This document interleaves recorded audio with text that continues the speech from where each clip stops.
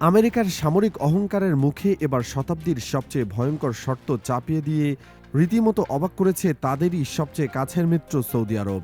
President Donald Trump ইরানে হামলার সেই বর্বরোচিত মহাপরিকল্পনা বা প্রজেক্ট ফ্রিডমকে স্রেফ ডাস্টবিনে ছুঁড়ে ফেলে দিয়ে রিয়াদ এবং কুয়েত সাফ জানিয়ে দিয়েছে যে আমাদের মাটিতে আমেরিকার কোনো জায়গা নেই। তারা নিজেদের আকাশসীমা এবং সামরিক ঘাঁটি ব্যবহারের অনুমতি তো দেয়নি, উল্টো প্রখ্যাত সংবাদ মাধ্যমে এনবিসি নিউজের ফাঁস হওয়া তথ্য বলছে আমেরিকার দাদাগিরি বন্ধ করতে পুরো মধ্যপ্রাচ্য আজ সরাসরি ইরানের পক্ষে দাঁড়িয়ে আছে।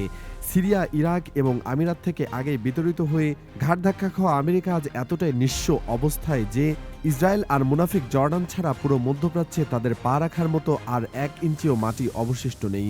কিন্তু ডোনাল্ড ট্রাম্পের ঠিক কোন গোপন ঔদ্ধত্যের কারণে সৌদি যুবরাজ এমবিএস এক রাতেই আমেরিকার সাথে ৭৫ বছরের পুরনো সামরিক জোটকে আস্থা করে নিক্ষেপ করল? সিআইএ এবং মোসাদকে সম্পূর্ণ অন্ধ করে দিয়ে পাকিস্তান ঠিক কোন কূটনৈতিক জাদু বলে সৌদি আরব এবং ইরানকে এক সুতোয় বেঁধে আমেরিকার যুদ্ধের ছক নস্যাৎ করে দিল? যে কুয়েত এবং আমিরাত এতদিন আমেরিকার সামরিক ছাতা ছাড়া নিজেদের অস্তিত্বই কল্পনা করতে পারত না, তারা আজ ঠিক কোন নতুন সুপার পাওয়ারের ভরসায় মার্কিন বাহিনীকে নিজেদের মাটি থেকে ঘাট ধাক্কা দিয়ে বের করে দেওয়ার দুঃসাহস দেখাচ্ছে? আর সবচেয়ে বড় প্রশ্ন হলো, পুরো মধ্যপ্রাচ্য থেকে আমেরিকার এই চূড়ান্ত পলায়নের পর ইরান যদি তাদের কুদস ফোর্সের সেই গোপন নীলনকশা অপারেশন ইস্টার্ন ফ্লাইট কার্যকর করে, তবে চারদিক থেকে ঘেরাও হয়ে থাকা অবৈধ ইসরায়েল এবং তাদের শেষ পাহারাদার মুনাফিক জর্ডানের কপালে এখন ঠিক কি জুটতে চলেছে? এইসব রোমহর্ষক সত্য এবং আসন্ন মহাপ্রলয়ের নিখুঁত ছায়া জানতে এই ঐতিহাসিক পট পরিবর্তনের সঙ্গী হিসাবে আমাদের এই ভিডিওটির সাথেই থাকুন। এই ভূরাজনৈতিক ভূমিকম্পের শুরুটা হয়েছিল হোয়াইট হাউসের ওভাল অফিস থেকে। ডোনাল্ড ট্রাম্প যখন সদম্ভে তার প্রজেক্ট ফ্রিডমের ঘোষণা দিলেন, তখন পেন্টাগনের জেনারেলরা ভেবেছিলেন বরাবরের মতোই সৌদি আরব এবং কুয়েত তাদের পায়ের কাছে সামরিক ঘাঁটিগুলো পিছিয়ে দেবে। তাদের পরিকল্পনা ছিল সৌদি আরব এবং কুয়েতের মাটি থেকে শত শত F-35 যুদ্ধ বিমান এবং বোমারু বিমান উড়িয়ে ইরানের পারমাণবিক এবং সামরিক স্থাপনাগুলোকে ধুলোয় মিশিয়ে দেওয়া। কিন্তু এনবিসি নিউজ এবং প্রখ্যাত মার্কিন সাংবাদিক রায়ান ফ্রিডের ফাঁস হওয়া এক এক্সক্লুসিভ রিপোর্টে পেন্টাগনের সেই অহংকারকে এক মুহূর্তে মাটিতে নামিয়ে এনেছে। রিপোর্টে স্পষ্ট বলা হয়েছে, সৌদি আরবের নেতৃত্ব ট্রাম্পের এই অধ্যাদেশ পূর্ণ ঘোষণার চরম ক্ষুব্ধ হয়েছিল। রিয়াদ এবং কুয়েত সিটি থেকে ওয়াশিংটন একটি অত্যন্ত শীতল কিন্তু কঠোর বার্তা পাঠানো হয়েছে। ইরানের বিরুদ্ধে কোনো হামলার জন্য তাদের আকাশসীমা বা সামরিক ঘাঁটি ব্যবহার করা যাবে না। ট্রাম্পের জন্য এটি ছিল এক অকল্পনীয় অপমান। যে আরব দেশগুলোকে আমেরিকা দশকের পর দশক ধরে নিজেদের কেনা গোলাম মনে করত, আজ তারা সরাসরি আমেরিকার চোখের দিকে তাকিয়ে না বলে দিয়েছে। কোনো উপায় না দেখে চরম অপমান মাথায় নিয়ে ট্রাম্পকে বাধ্য হয়ে তার প্রজেক্ট ফ্রিডম স্থগিত করতে হয়েছে।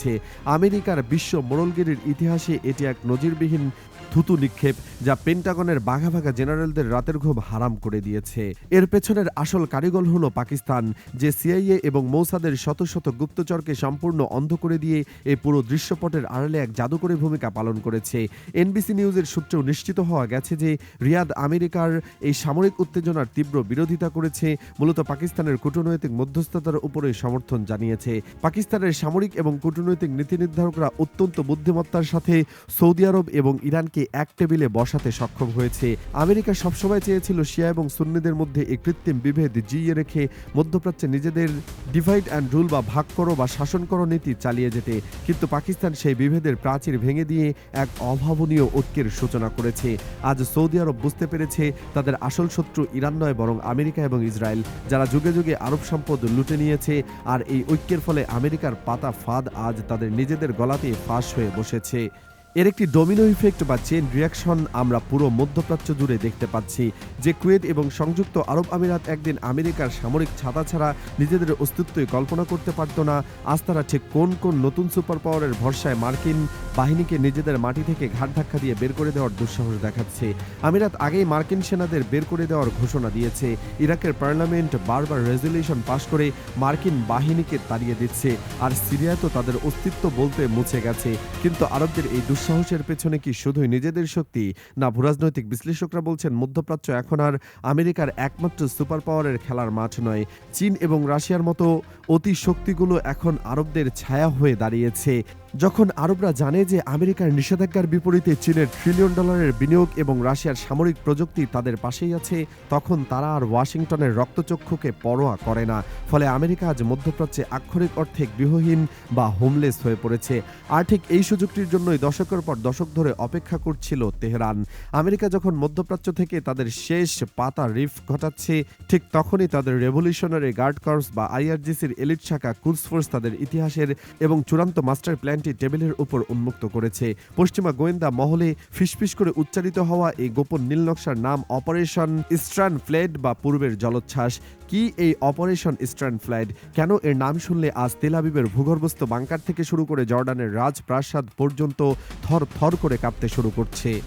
অপারেশন ইস্টার্ন ফ্লাড কোনো সাধারণ সামরিক অভিযান নয়। এটি হলো ইসরায়েলকে মানচিত্র থেকে চিরতরে মুছে ফেলার এক বহুস্তরীয় অপ্রতিরোধ্য মনস্তাত্ত্বিক ও ভৌগোলিক আক্রমণ।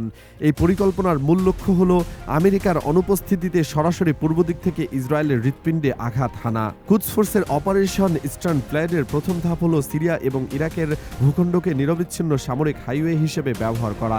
মধ্যপ্রাচ্যের মানচিত্রে ইরান, ইরাক এবং সিরিয়া এখন এক অভিন্ন সামরিক জোটে আবদ্ধ। এই পথ ধরে জর্ডান সীমান্তে পৌঁছতে ইরানি প্রক্সি বাহিনীর সামনে আর কোনো বাধা নেই। লাখ লাখ দুর্ধর্ষ শিয়া যোদ্ধা জর্ডানের দিকে ধেয়ে আসবে। কিন্তু ইসরায়েল পৌঁছানোর আগে সবচেয়ে বড় বাধা হলো আমেরিকার অনুগত মুনাফিক জর্ডানের রাজপরিবার। ফিলিস্তিনিদের সাথে চরম বিশ্বাসঘাতকতা করে এবং ইসরায়েলের দিকে যাওয়া ইরানের ড্রোন ধ্বংস করে জর্ডান প্রমাণ করেছে তারা নেতানিয়াহুর রক্ষা কবচ। তাই এই অপারেশনের প্রথম এবং সবচেয়ে নিষ্ঠুর শিকার হতে চলেছে এই জর্ডান। কুদস ফোর্সের পরিকল্পনা অনুযায়ী বাহ্যিক আক্রমণের সময় জর্ডানের ভেতরে থাকা বিক্ষুব্ধ ফিলিস্তিনি শরণার্থী এবং রাজতন্ত্র বিরোধী জনতা এক যুগান্তকারী গণ অভ্যুত্থান শুরু করবে। হামাস ও ইসলামিক জিহাদের স্লিপার সেলগুলো একযোগে সক্রিয় হয়ে উঠবে।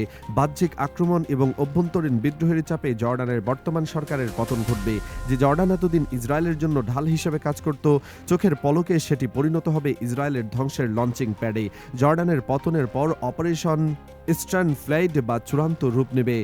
100 কিলোমিটার দীর্ঘ জর্ডান ইসরায়েল সীমান্ত মুহূর্তের মধ্যেই জীবন্ত আগ্নেয়গিরিতে পরিণত হবে। ট্যাঙ্ক ও অত্যাধুনিক অস্ত্রে সজ্জিত লাখ লাখ যোদ্ধা সে সীমান্ত ভেঙে সরাসরি ইসরায়েলে প্রবেশ করবে। কল্পনা করুন সেই কিয়ামতের দৃশ্যপট। উত্তরে লেবানন থেকে হিজবুল্লাহর রকেট বৃষ্টি, দক্ষিণে ইয়েমেন থেকে হুতিদের হাইপারসনিক মিসাইল, ভেতরে গাজা ও পশ্চিম তীরে হামাসের মরণপণ লড়াই, আর পূর্ব দিক থেকে ইস্টার্ন ফ্লাডের ভয়ঙ্কর জনসমুদ্র। চারদিক থেকে আষ্টেপৃষ্ঠে ঘেরাও হয়ে পড়া ইসরায়েলের পালানোর জন্য ভূমধ্যসাগরের জল ছাড়া আর কোনো পথ অবশিষ্ট থাকল না। আয়রন ডোম বা ডেভিড স্লিংয়ের মতো $1 বিলিয়ন প্রতিরক্ষা ব্যবস্থাগুলো লাখ লাখ যোদ্ধার সমন্বিত আক্রমণের সামনে স্টেপ খেলনায় পরিণত হবে। আমেরিকা মধ্যপ্রাচ্য থেকে পিছু হটার পর নেতানিয়াহু সরকার এখন সম্পূর্ণ একা ও দিশেহারা। ট্রাম্পের প্রজেক্ট ফ্রিডম স্থগিত হওয়ায় আমেরিকার বৈশ্বিক আধিপত্যের পতনের নির্দেশিকা। মোসাদও জানে কুদস ফোর্সের এই মাস্টার প্ল্যান ঠেকানোর ক্ষমতা তাদের নেই। জর্ডান এখন ইসরায়েলের জন্য সবচেয়ে বড় মৃত্যুফাদ। শিয়া সুন্নির কৃত্রিম বিভেদ ভুলে যখন পুরো মধ্যপ্রাচ্য ঐক্যবদ্ধ, তখন বাতিল শক্তির পতন অনিবার্য। আমেরিকা ও ইসরায়েলের যুগের অবসান ঘটিয়ে বুকের রক্ত দিয়ে আল আকসাকে মুক্ত করার জন্য এক নতুন শক্তির উত্থান হচ্ছে। মুসলিম বিশ্বের এই ঐতিহাসিক ঐক্য, সৌদির দুঃসাহসী পদক্ষেপ এবং ইরানের ভয়ঙ্কর অপারেশন নিয়ে আপনার মূল্যবান মতামত নিচে শেয়ার করে ঐতিহাসিক পট পরিবর্তনের সঙ্গী হন।